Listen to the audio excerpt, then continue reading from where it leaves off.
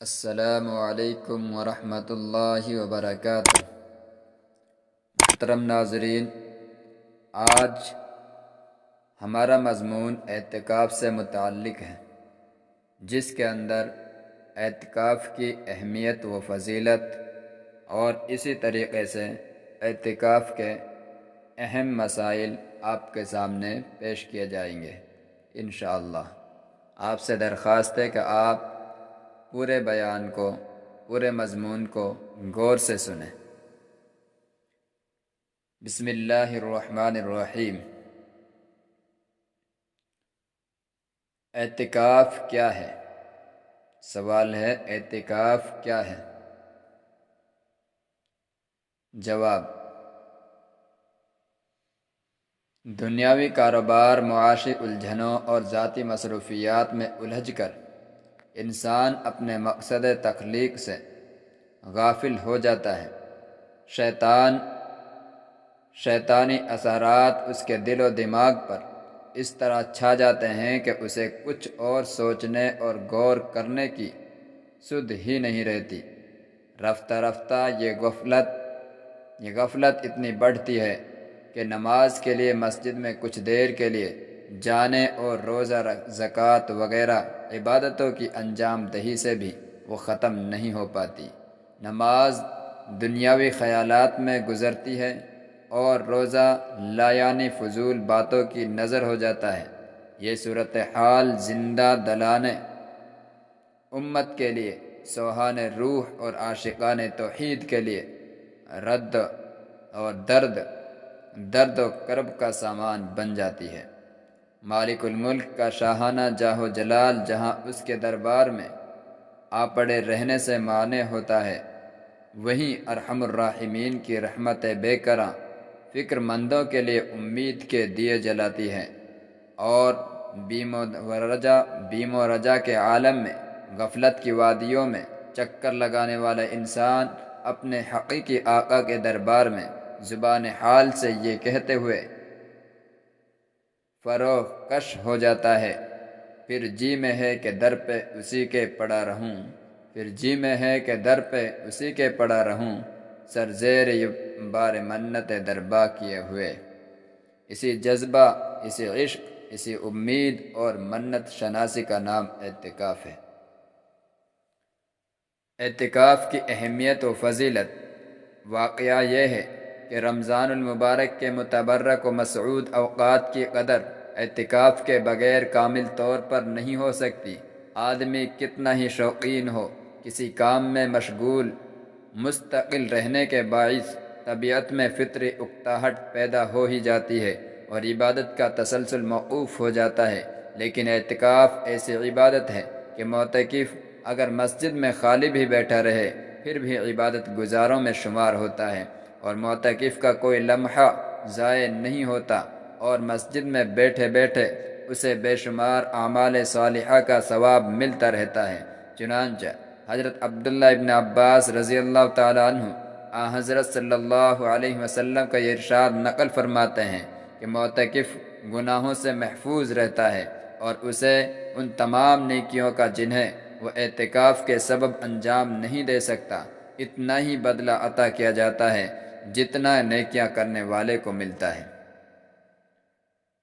دلیل: ان رسول اللہ صلی اللہ علیہ وسلم قال فی المعتکف هو یعتکف الذنوب ویجزا له من الحسنات كعامل الحسنات كلها۔ مشکات شریف جلد نمبر 1 صفحہ نمبر 183۔ ایک دوسری روایت میں حضرت صلی اللہ علیہ وسلم کا یہ ارشاد نقل کیا گیا ہے کہ جو شخص اللہ رب العزت کی خوشنودی کی تلاش میں ایک دن کا اعتکاف کرتا ہے تو اللہ تعالیٰ اس کے اور جہنم کے درمیان 3 ایسی بڑی خندقیں حائل فرما دیتے ہیں جو دنیا جہان سے زیادہ چوڑی اور وسیع ہیں۔ دلیل: وَمَنِ اعْتَكَفَ يَوْمًا ابْتِغَاءَ وَجْهِ اللَّهِ جَعَلَ اللَّهُ بَيْنَهُ وَبَيْنَ النَّارِ 3 خَنَادِقَ أَبْعَدَ مَا بَيْنَ الْخَافِقَيْنِ۔ الترغیب والترہیب جلد نمبر 2 صفحہ نمبر 96۔ رمضان المبارک کے آخری عشرے کے اعتکاف کے سلسلے میں روایات شاہد ہیں کہ حضرت صلی اللہ علیہ وسلم نے حکم ملنے کے بعد کبھی اس کا ناگہ نہیں فرمایا۔ اور ایک روایت میں آتا ہے کہ جس شخص نے رمضان المبارک کے 10 دنوں کا اعتکاف کیا اس کو 2 حج اور 2 عمرے کا ثواب ملتا ہے، یعنی اللہ تعالیٰ کی طرف سے اس کو 2 حج اور 2 عمرے جو مقبول ہوں ان کا ثواب دیا جاتا ہے۔ دلیل: من اعتکف عشرا فی رمضان کان کحجتین وعمرتین، الترغیب والترہیب، جلد نمبر 2 صفحہ نمبر 96۔ دیکھیے کتنی معمولی قربانی پر اللہ تبارک و تعالیٰ کی طرف سے کس قدر عظیم نعمتوں کا وعدہ کیا جا رہا ہے۔ آج کسی شخص کو اگر کسی لیڈر اور حکمراں کی کوٹھی پر چند دن رہنے کی اجازت مل جائے تو وہ اسے بہت ہی فخر کی چیز سمجھتا ہے اور جگہ جگہ اس کو عظیم عزت افزائی جان کر اتراتا پھرتا ہے۔ تو اگر دنیا کے ان حکام کے دربار کی حاضری اور وہاں قیام موجب عزت ہے تو کیا مالک الملک سے شہنشاہ عالم کے در پر جا کے پڑے رہنا باعث عزت اور قابل فخر نہیں؟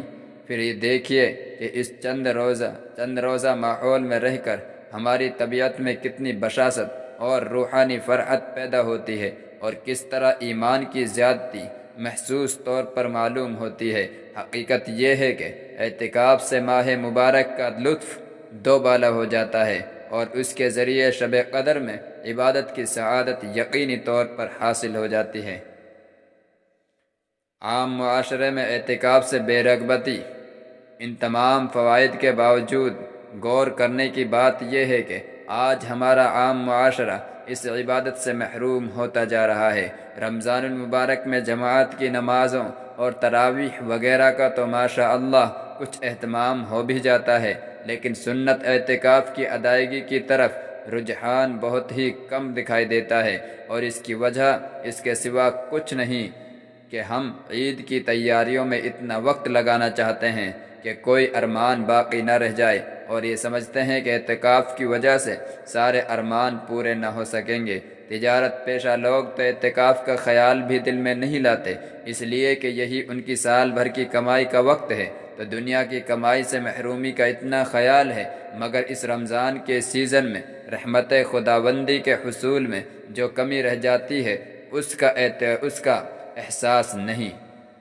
ہمارا مقصد یہ نہیں ہے کہ سب لوگ ایک ساتھ اعتکاف کر لیں، بلکہ مقصود یہ ہے کہ ہر گھرانے والے اس طرح کا نظام بنائیں کہ ان کے گھر کا ایک فرد اعتکاف کیا کرے۔ اگر 3 بھائی ہیں تو ایک اعتکاف کرے اور بقیہ بھائی اس کی خبر گیری کریں۔ اگر دکان پر کئی لوگ بیٹھنے والے ہیں تو ایک آدمی کو ہر سال اعتکاف کے لیے متعین کر دے۔ انشاءاللہ تعالی اس طریقے سے اس عبادت کی قدر پیدا ہوگی اور اس کے اثرات پورے گھرانے میں محسوس کیے جائیں گے۔ خاص کر نوجوانوں کو اس عبادت کی طرف متوجہ ہونے کی ضرورت ہے۔ اعتکاف ان کے لیے ماہ مبارک میں بے شمار گناہوں سے محفوظ رہنے کا ذریعہ بنے گا اور ان کو دینی تربیت کا موقع میسر آئے گا۔ عشرۂ اخیرہ سے پہلے مساجد میں اعتکاف کے لیے باقاعدہ تشکیل ہونی چاہیے تاکہ اس عظیم عبادت کی طرف عمومی رجحان ہو اور مسجد اعتکاف کرنے والوں سے معمور ہو جائیں۔ اللہ رب العزت ہمیں خصوصی توفیق مرحمت فرمائے، آمین۔ اب اعتکاف سے متعلق چند مسائل آپ کے سامنے پیش کیا جاتے ہیں، جس سے پہلے ایک تمہیدی بات اور آپ کے سامنے پیش کی جاتی ہے۔ اعتکاف سے مقصود لیلۃ القدر کو پانا ہوتا ہے، جس کی فضیلت 1000 مہینوں سے زیادہ ہے۔ نیز حدیث مبارکہ کے اندر لیلۃ القدر کو تلاش کرنے کے لیے آخری عشرے کا اہتمام بتایا گیا ہے، جو دیگر احادیث کی روح سے اس عشرہ کی طاق راتیں ہیں۔ لہٰذا بہتر تو یہی ہے کہ اس آخری عشرے کی ساری راتوں میں بیداری کا اہتمام کرنا چاہیے، ورنہ کم از کم طاق راتوں کو تو ضرور عبادت میں گزارنا چاہیے۔ اب اعتکاف کے چند مسائل سامنے ہیں۔ رمضان نمبر 1، رمضان کے سنت اعتکاف کا وقت 20واں روزہ پورا ہونے کے دن غروب آفتاب سے شروع ہوتا ہے۔ اور عید کا چاند نظر آنے تک رہتا ہے۔ معتکف کو چاہیے کہ 20ویں دن غروب آفتاب سے پہلے اعتکاف والی جگہ پہنچ جائے۔ مسئلہ: جس محلے یا بستی میں اعتکاف کیا گیا ہے اس محلے اور بستی والوں کی طرف سے سنت ادا ہو جائے گی، اگرچہ اعتکاف کرنے والا دوسرے محلے کا ہو۔ مسئلہ: اگر آخری عشرے کے چند دن کا اعتکاف نفل ہے، سنت نہیں۔ مسئلہ: عورتوں کو مسجد کے بجائے اپنے گھر میں اعتکاف کرنا چاہیے، جس کی شکل یہ ہوتی ہے کہ عورت اپنی ایک مخصوص جگہ گھر کے اندر متعین کر لے کہ اسی جگہ پر وہ نماز پڑھے اور اسی جگہ پر اپنے تسبیح وغیرہ عبادت میں مشغول رہے، اس سے باہر نہ جائے۔ اس سے باہر جانے سے اس کا اعتکاف ختم ہو جائے گا۔ تو عورتوں کے لیے بھی یہ مخصوص موقع ہے، وہ بھی اپنے اس سنت اعتکاف کو کر سکتی ہیں۔ مسئلہ: سنت اعتکاف کی دل میں اتنی نیت کافی ہے کہ میں اللہ تعالیٰ کی رضا کے لیے رمضان کے آخری عشرے کا مسنون اعتکاف کرتا ہوں۔ مسئلہ: کسی شخص کو اجرت دے کر اعتکاف میں بٹھانا جائز نہیں ہے، جیسا کہ آج کل شہروں میں بہت ساری جگہوں پر ایسا ہوتا ہے کہ دوسرے شخص کو پیسے دے کر اعتکاف میں بٹھا دیا جاتا ہے اور خود اپنے کام کاج میں لگ جاتے ہیں۔ یہ ایسا کرنا ہرگز جائز نہیں ہے۔ آپ کا فریضہ آپ کے اوپر سے ادا نہیں ہوگا، پوری بستی والے ایسی جگہ پر گنہگار ہوں گے۔ مسئلہ: مسجد میں ایک سے زائد لوگ اعتکاف کریں تو سب کو ثواب برابر ملتا ہے۔ مسئلہ: مسنون اعتکاف کی نیت 20 تاریخ کے غروب شمس سے پہلے کر لینی چاہیے۔ اگر کوئی شخص وقت پر مسجد میں داخل ہو گیا لیکن اس نے اعتکاف کی نیت نہیں کی اور سورج غروب ہو گیا تو پھر نیت کرنے سے اعتکاف سنت نہیں ہوگا۔ مسئلہ: اعتکاف مسنون کے صحیح ہونے کے لیے چند شرطیں ہیں جو ذیل میں ذکر کی جاتی ہیں، جو آپ کے سامنے پیش کی جاتی ہیں۔ نمبر 1 مسلمان ہونا، نمبر 2 عاقل ہونا، نمبر 3 اعتکاف کی نیت کرنا، نمبر 4 مرد کا مسجد میں اعتکاف کرنا، نمبر 5 مرد اور عورت کا جنابت یعنی غسل واجب ہونے والی حالت سے پاک ہونا۔ یہ شرط اعتکاف کے جائز ہونے کے لیے ہے، لہٰذا اگر کوئی شخص حالت جنابت میں اعتکاف شروع کر دے تو اعتکاف تو صحیح ہو جائے گا لیکن یہ شخص گنہگار ہوگا۔ نمبر 6 عورت کا حیض و نفاس سے خالی ہونا یعنی پاک ہونا۔ نمبر 7 روزے سے ہونا، اگر اعتکاف کے دوران کوئی ایک روزہ نہ رکھ سکے یا کسی وجہ سے روزہ ٹوٹ جائے تو مسنون اعتکاف بھی ٹوٹ جائے گا۔ نمبر 11 جس شخص کے بدن سے بدبو آتی ہو یا ایسا مرض ہو جس کی وجہ سے لوگ تنگ ہوتے ہوں تو ایسا شخص اعتکاف میں نہ بیٹھے، البتہ اگر بدبو تھوڑی ہو جو خوشبو وغیرہ سے دور ہو جائے اور لوگوں کو تکلیف نہ ہو تو جائز ہے۔ اعتکاف کی حالت میں جائز کام کیا ہیں؟ اعتکاف کی حالت میں جائز کام یہ ہیں: نمبر 1 کھانا پینا بشرطے کہ مسجد کو گندہ نہ کیا جائے، سونا، ضرورت کی بات کرنا، اپنا یا دوسرے کا نکاح یا کوئی اور عقد کرنا، کپڑے بدلنا، خوشبو لگانا، تیل لگانا، کنگھی کرنا، بشرطے کہ مسجد کی چٹائی اور قالین وغیرہ خراب نہ ہوں، مسجد میں کسی مریض کا معائنہ کرنا، نسخہ لکھنا یا دوا بتا دینا، لیکن یہ کام بغیر اجرت کے کرے تو جائز ہے ورنہ مکروہ ہے۔ برتن وغیرہ دھونا، ضروریات زندگی کے لیے خرید و فروخت کرنا، بشرطے کہ سودا مسجد میں نہ لایا جائے کیونکہ مسجد کو باقاعدہ تجارت گاہ بنانا جائز نہیں۔ عورت کا اعتکاف کی حالت میں بچوں کو دودھ پلانا، معتکف کا اپنی نشست گاہ کے ارد گرد چادریں لگانا، معتکف کا مسجد میں اپنی جگہ بدلنا، بقدر ضرورت بستر، صابن، کھانے پینے کے برتن، ہاتھ دھونے کے برتن اور مطالعہ کے لیے دینی کتب مسجد میں رکھنا۔ اب وہ چیزیں آپ کے سامنے پیش کی جاتی ہیں جو منع ہیں اور ان کا کرنا مکروہ ہے۔ بلا ضرورت باتیں کرنا، اعتکاف کی حالت میں فحش یا بیکار اور جھوٹے قصے کہانیوں یا اسلام کے خلاف مضامین پر مشتمل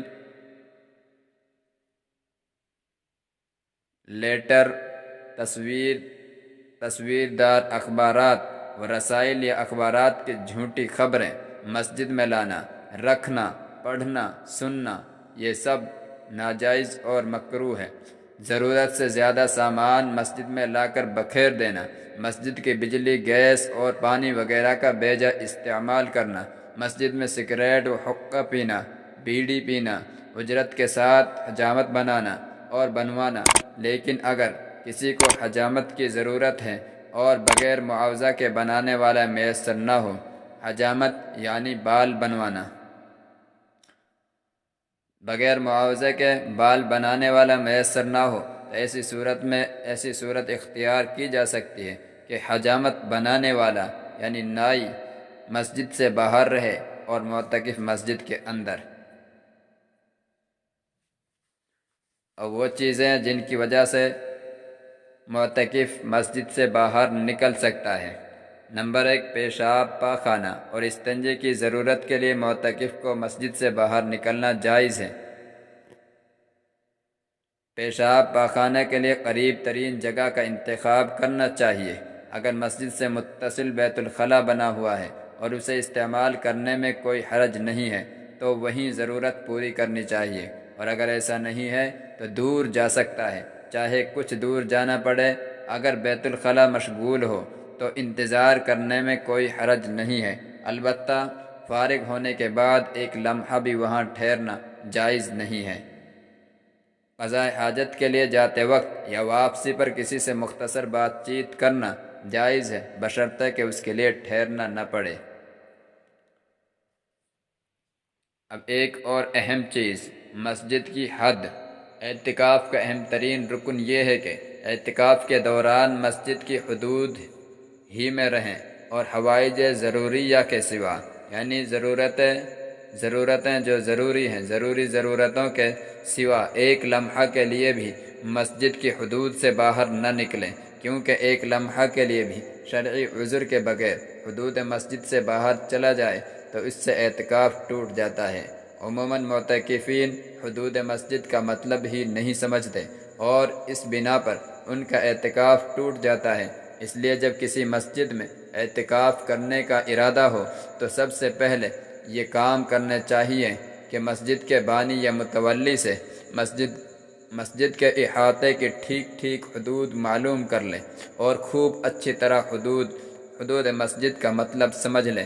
عام بول چال میں تو مسجد کے پورے احاطے کو مسجد ہی کہتے ہیں، لیکن شرعی اعتبار سے پورا احاطہ مسجد ہونا ضروری نہیں، بلکہ شرعاً صرف وہ حصہ مسجد ہوتا ہے جسے بانی مسجد نے مسجد قرار دے کر وقف کیا ہو۔ استنجا کی جگہ، نماز جنازہ پڑھنے کی جگہ، امام و مؤذن اور خادم صاحبان کے حجرے پر شرعاً مسجد کے احکام جاری نہیں ہوتے، یعنی یہ مسجد میں داخل نہیں ہوتے۔ ان جگہوں پر جانے سے معتکف کا اعتکاف ٹوٹ جاتا ہے، بلکہ یہ خارج مسجد ہوتے ہیں۔ وضو خانہ بھی مسجد کا حصہ نہیں ہوتا، اسی لیے معتکف کے لیے ضروری ہے کہ بغیر شرعی ضرورت کے وہاں نہ جائے۔ اسی طرح مسجد میں جوتے اتارنے کی جگہ، مسجد میں داخل ہونے کے زینے، بعض مسجدوں کے صحن میں حوض بنا ہوتا ہے، وہ حوض، اور بعض مسجدوں میں نماز جنازہ پڑھنے کی جگہ بنی ہوتی ہے، وہ جگہ، یہ سب کے سب خارج مسجد کہلاتے ہیں۔ مسجد کی چھت مسجد کا ہی حصہ ہے، اس لیے چھت پر جانا جائز ہے، مگر شرط یہ ہے کہ چھت پر جانے کا راستہ مسجد کے اندر سے ہو، اور اگر باہر سے ہے تو جائز نہیں، اگر جائے گا تو اعتکاف فاسد ہو جائے گا۔ اللہ رب العزت رمضان المبارک کی صحیح طرح سے قدر کرنے کی توفیق عطا فرمائے، آمین یا رب العالمین۔ السلام علیکم ورحمۃ اللہ وبرکاتہ۔